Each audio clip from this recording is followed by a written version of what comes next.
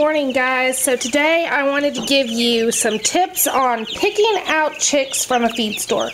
Now you won't see any food or water in here because I just laid down new bedding, and I thought I'd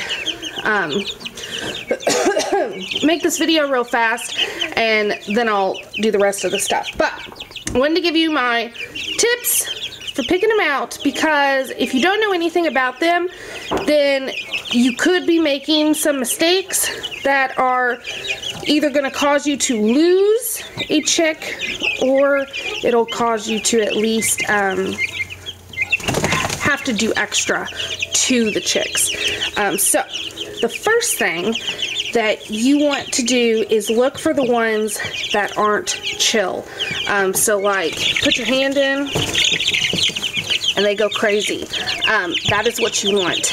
You want the ones that are frolicking around like maniacs. That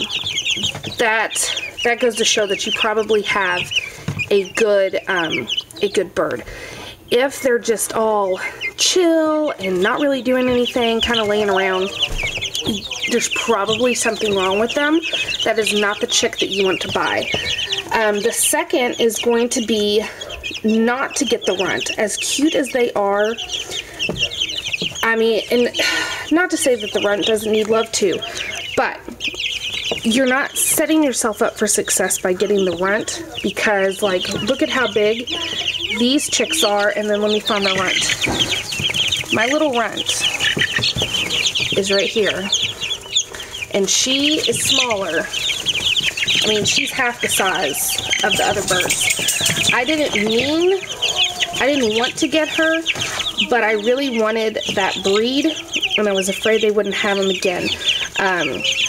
So I got her, and she is so tiny compared to, there's one of my Americanas. Compared to her, I mean, look. See, that one's even looking at her like, who are you?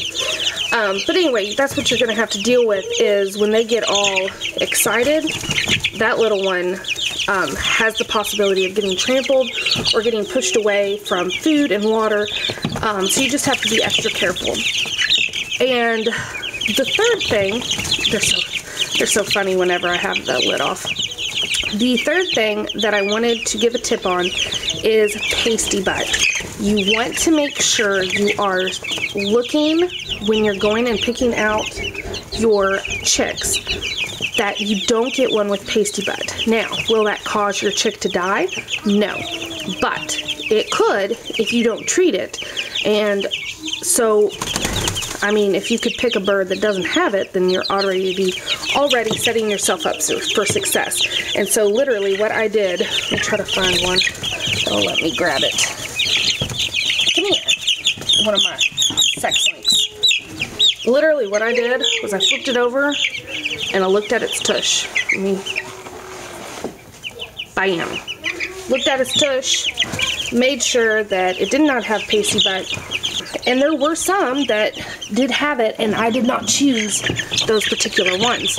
And I will tell you that the lady at Rural King that was helping me, she had no idea what pasty butt was. And she actually asked me what I was doing.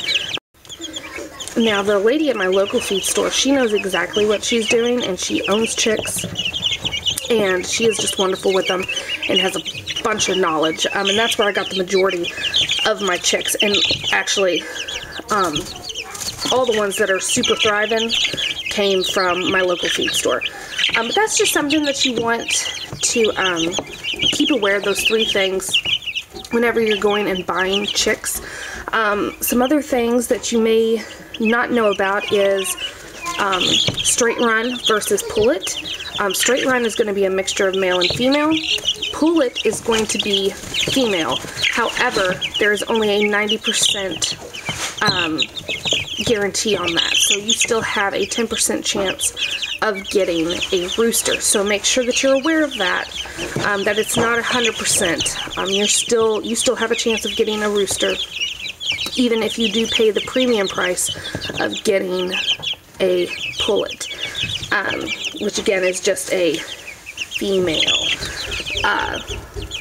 And I think that's about it. Some other things, you want to make sure you have a a place to put them, of course. And like me, my setup is this 40-gallon tote, a bright light, and then when they were really tiny, I had in here a heating pad, and I had it draped into a like cave so that they could run under it or on top of it like a mama hen to stay warm, and they loved it. And as you can see, they all did great, but they absolutely loved it. But now all they need is this light that I just keep on them.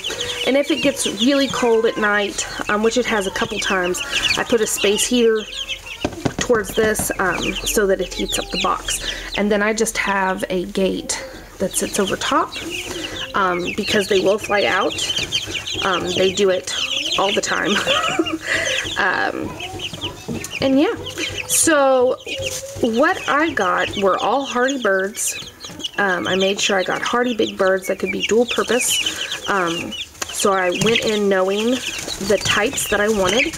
I ended up getting, I have some Americanas, I have some black sex links, I have some silver-laced Wyandottes, some brown leghorns, and astrolop, black astrolop. And so I have a nice variety. I should be getting some colorful eggs, and I am just so excited.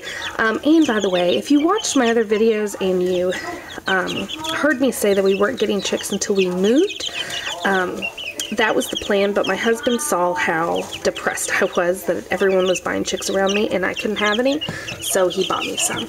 So that is why I have chicks. So I hope you guys enjoyed this quick little video, and I will see you guys next time. Thanks for watching.